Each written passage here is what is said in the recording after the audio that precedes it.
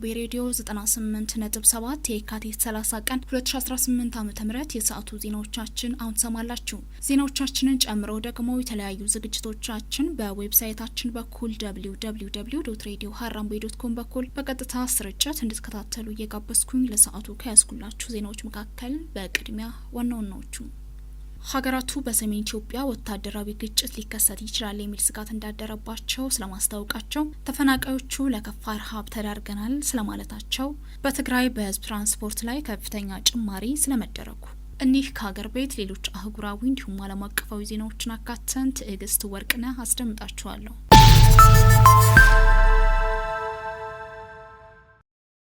ሀገራቱ በሰሜን ኢትዮጵያ ወታደራዊ ግጭት ሊከሰት ይችላል የሚል ስጋት እንዳደረባቸው አስታወቁ።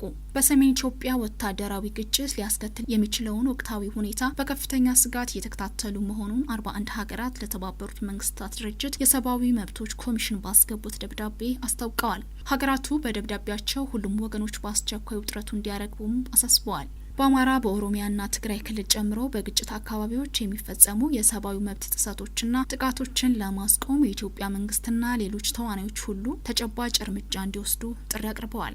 የፕሪቶሪያ ስምምነት ለሀገሪቱ ብቻ ሳይሆን በስፋት ለአካባቢው ሰላምና መረጋጋት ጠቃሚ መሆኑን ያመላከተው ደብዳቤው ሁሉም ወገኖች አለመግባባትን በውይይት የመፍታት ስልትን አጥብቀው እንዲይዙም አሳስቧል።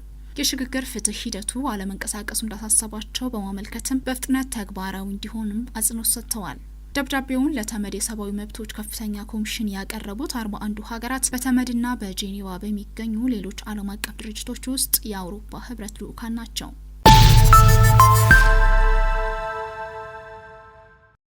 ተፈናቃዮቹ ለከፋ ረሃብ ተዳርገናል አሉ።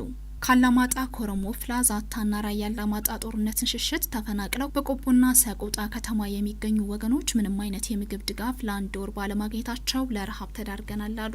ከ6 ወረዳ የተፈናቀልነው ቁጥራችን 100,000 ይደርሳል የሚሉት እነዚህ ወገኖች በመንግስት ደረጃ መረጃ ከመሰብሰብ ያለፈ ድጋፍ የለም ብለዋል። የሰሜን ወሎ አደጋ ስጋትና ስራ አመራር ተጠሪ ጽህፈት ቤት በበኩሉ ገና መረጃ እየሰበሰበ መሆኑን መግለጹን የዶይቼ ቬለ ዘገባ ያስረዳል። ከዚህ በፊት ተፈናቃዮቹን በተመለከተ የዜና ምንጩ በሰራው ዘገባ የሰሜን ወሎ ዞን አደጋ ስጋትና ስራ አመራር ኮሚሽን ተጠሪ ጽህፈት ቤት ከ2 ቀን በኋላ የምግብ ድጋፍ ይደርሳቸዋል ብለው እንደነበር አስታውሶ፣ ይሁን እንጂ ከ1 ወር በኋላም የተፈናቃዮችን መረጃ መዝግቦ እንዳላጠናቀቀ አስገንዝቧል።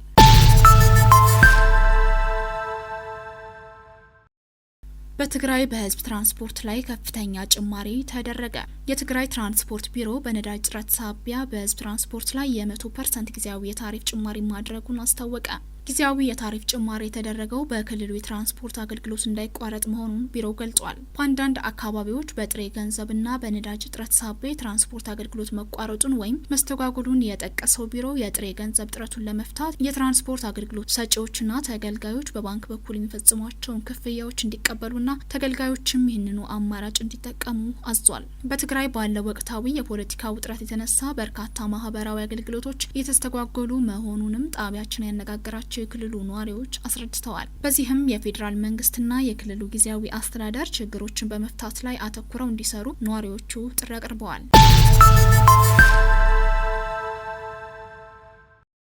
ኢትዮጵያን ጨምሮ በምስራቅ አፍሪካ ሀገራት የተከሰተው ድርቅ ሰብአዊ ቀውስ እያስከተለ ነው ተባለ። በኢትዮጵያ በኬንያና በሶማሊያ የተከሰተው አስከፊ የድርቅ አደጋ በአሁኑ ወቅት በሚሊዮኖች የሚቆጠሩ ሰዎችን ለከፋ የረሃብ አደጋ ማጋለጡን ኦክስፋም አስታወቀ።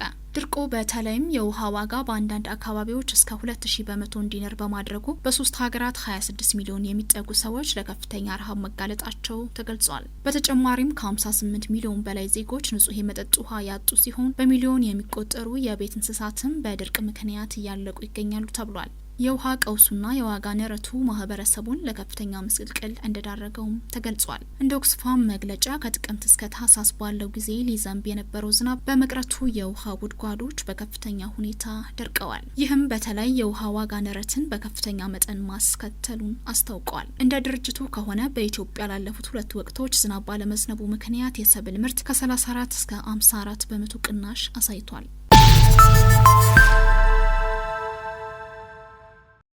ከቄራ ወደ ሜክሲኮ የሚወስደው መንገድ ከዛሬ ጀምሮ በከፊል ለትራፊክ ዝግ ይሆናል ተባለ። በፈጣን አውቶቡስ መስመር ግንባታ ፕሮጀክት ምክንያት ከቄራ ወደ ሜክሲኮ የሚወስደው መንገድ ከዛሬ ከሰኞ የካቲት 30 ቀን 2018 ዓ.ም ጀምሮ በከፊል ለትራፊክ ዝግ መሆኑ የአዲስ አበባ ከተማ መንገዶች ባለስልጣን አስታወቀ።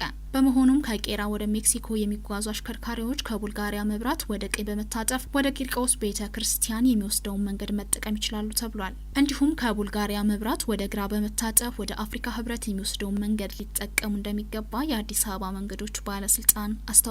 በተጨማሪ ከሜክሲኮ ወደ ቄራ የሚወስደው መንገድ ለጊዜው ለትራፊክ ክፍት ቢሆንም በመንገዱ ላይ ለረዥም ሆነ ለአጭር ጊዜ ተሽከርካሪዎችን ማቆም በጥብቅ የተከለከለ በመሆኑ የመንገዱ ግንባታ እስከሚጠናቀቅ ድረስ ህብረተሰቡ በትዕግስት ሊጠብቅ ይገባል ተብሏል። አሁን ደግሞ ከአህጉራችን አፍሪቃ ወዳገኘናቸው ዜናዎች እናልፋለን። በኬንያ ናይሮቢ በተከሰተ የጎርፍ አደጋ ቢያንስ የ23 ሰዎች ህይወት ማለፉ ተሰማ። በኬንያ ዋና ከተማ ናይሮቢ ቅዳሜ ሌሊት ላይ የጣለው ከባድ ዝናብ ያስከተለው ጎርፍ ቢያንስ የ23 ሰዎችን ህይወት ማጥፋቱን ባለስልጣናት አስታወቁ። በዚህ የጎርፍ አደጋ ከሞቱት በተጨማሪ ወደ 30 የሚደርሱት ከአደጋው መትረፋቸውን ፖሊስ ገልጿል። በጎርፉ ሳቢያ በንብረት ላይ ከባድ ጉዳት የደረሰ ሲሆን መንገዶችም ትናንት ተዘግተው ውለዋል። ወደ ዋና ከተማዋ ናይሮቢ የሚመጡ የነበሩ በርካታ አውሮፕላን በረራዎችም በዝናቡ ምክንያት ወደ የባህር ዳርቻ ከተማዋ ሞምባሳ እንዲዘዋወሩ መደረጉን ዘገባዎች አመላክተዋል። የሀገሪቱ ፖሊስ እንዳስታወቀው የጣለው ከባድ ዝናብ ከፍተኛ ጎርፍ ካስከተለው የሞት አደጋ በተጨማሪ በንብረት ላይ ጉዳት ደርሷል፣ መንገዶች ተዘግተዋል፣ እንዲሁም ነዋሪዎች ከቤታቸው ተፈናቅለዋል ብሏል። ተመድ ኡጋንዳን ለግጭት ድጋፍ በማድረግ ከሰሰ። የተመድ የደቡብ ሱዳን የሰብአዊ መብት መርማሪ ቡድን የደቡብ ሱዳን መንግስት ከ1 ዓመት በፊት በሲቪሎች ላይ ለፈጸመው የአየር ድብደባ ኡጋንዳ ድጋፍ አድርጋለች አለ። የደቡብ ሱዳንና ኡጋንዳ መንግስት የአየር ድብደባ ኢላማ ያደረገው የተቃዋሚው ቡድን መሪ ሪክ ማቻር ደጋፊዎች የሆኑ የኑዌር ጎሳ ተወላጆች በብዛት የሚኖሩበትን አካባቢ እንደነበር ቡድኑ ገልጿል። ሆኖም በአየር ድብደባው የኡጋንዳ ተሳትፎ በትክክል ምን እንደነበር ቡድኑ በሪፖርቱ በዝርዝር አላብራራም። ኡጋንዳ በደቡብ ሱዳን መንግስት ወታደሮችና በተቃዋሚው ቡድን ተዋጊዎች መካከል ግጭት ማገርሸቱን ተከትሎ በሀገሪቱ መንግስት ግብዣ ለመንግስት ቁልፍ ተቋማት ጥበቃ ለማድረግ ወታደሮቿን በጁባ ማሰማራቷን ከወራት በፊት በይፋ ብታምንም በአየር ጥቃቱ ውስጥ ግን እጇ እንደሌለበት መግለጹ አይዘነጋም። በመጨረሻም ከዓለም አቀፍ የኢራን አምባሳደር ዩናይትድ ኪንግደምን አስጠነቀቁ። በለንደን የሚገኙት የኢራን አምባሳደር ዩናይትድ ኪንግደም በጦርነቱ ውስጥ የበለጠ ተሳትፎ እንዳታደርግ አስጠነቀቁ። ሰይድ አሊ ሙሳቢ እሁድ ዕለት ከቢቢሲ ጋር ባደረጉት ቃለ ምልልስ አሜሪካና እስራኤል ከኢራን ጋር የጀመሩት ጦርነት ዩኬ የምትቀላቀል ከሆነ ሀገራቸው ራሷን የመከላከል መብት እንዳላት ተናግረዋል። ኢራን የብሪታንያ መንግስትና ሌሎችን በድርጊታቸው በጣም ጥንቁቅ ይሆናሉ ብላ እንደምትጠብቅ በመግለጽ አስጠንቅቀዋል። ዩናይትድ ኪንግደም ለሚፈጸሙባት የመከላከል ጥቃቶች አሜሪካ የጦር ሰፈሮቿ እንድትጠቀም ፍቃድ ታለች። ነገር ግን በምንም አይነት ቀጥተኛ ጥቃቶች ላይ እስካሁን አልተሳተፈችም። አምባሳደሩ እንግሊዝ በዚህ ጥቃት ውስጥ ባትሳተፍ ጥሩ እንደሆነ ተናግረው የብሪታንያ መንግስት በአውሮፓውያኑ በ2003 ኢራቅን ከወረረበት ጊዜ ትምህርት እንደወሰደ አምናለሁ ብለዋል። የኢራኑ ፕሬዝዳንት ቅዳሜ ዕለት የባህረ ሰላጤው ሀገራትን ይቅርታ ቢጠይቁም ሙሳቢ ሀገራቸው ላይ የሚሰነዘረው ጥቃት ከቀጠለ የአሜሪካ ጦር ሰፈሮች ማጥቃቷን እንደምትቀጥል ግልጽ አድርገዋል። በመካከለኛው ምስራቅ እየተካሄደ ያለው ጦርነት በበርካታ ሀገራት ላይ የተለያየ መጠን ያላቸው ጉዳት አስከትሏል። ፕሬዚዳንት ትራምፕ ከወሲብ ቅሌት ጋር የተያያዘ አዲስ ሰነድ ይፋ ተደረገባቸው። ዶናልድ ትራምፕ ወሲባዊ ጥቃት እንዳደረሱባት የከሰሰች ሴት የሰጠችውን ቃለ ምልልስ የያዘ የወሲብ ወንጀለኛው ጄፍሪ ኤፕስቲን የምርመራ ሰነድ ይፋ ተደረገ።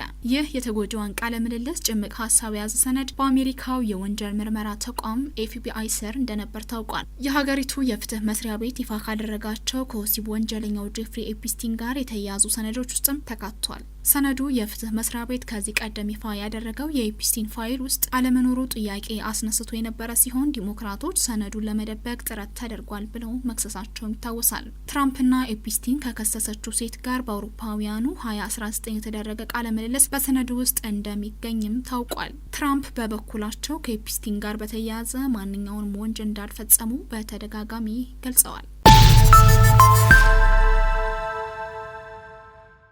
የተከበራችሁ አድማጮቻችን ዜናዎቻችን አብቅተዋል። ከመሰናበታችን በፊት የዜናዎቻችን አርዕስቶች እናስታውሳችሁ።